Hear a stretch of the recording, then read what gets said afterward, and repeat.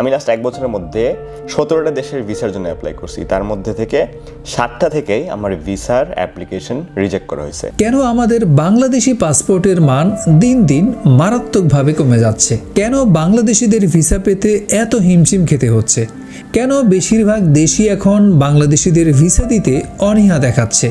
এই প্রশ্নগুলো এখন লাখো বাংলাদেশির মনে ঘুরপাক খাচ্ছে। ইন্দোনেশিয়ায় একসময় অন অ্যারাইভাল ভিসা থাকলেও এখন বাংলাদেশিদের জন্য তা বন্ধ হয়ে গেছে। ইতালির মতো দেশ, যেখানে একসময় অনেক বাংলাদেশি যেত, তারাও এখন বাংলাদেশিদের ভিসা দেওয়া প্রায় বন্ধ করে দিয়েছে। থাইল্যান্ডে ভিসার জন্য এখন 1.5 মাসের মতো সময় লাগছে। এর পেছনে রয়েছে বেশ কিছু গুরুতর কারণ।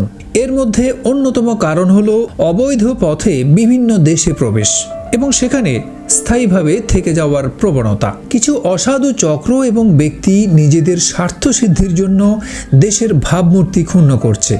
যখন একটি দেশ দেখে যে তার নাগরিকদের একটি উল্লেখযোগ্য অংশ বৈধ ভিসার অপব্যবহার করছে বা অবৈধভাবে বসবাস করছে, তখন সেই দেশের সরকার ভিসা দেওয়ার ক্ষেত্রে কঠোরতা আরোপ করে, কারণ তারা তাদের নিজস্ব নিরাপত্তা এবং অভিবাসন নীতিকে অগ্রাধিকার দেয়।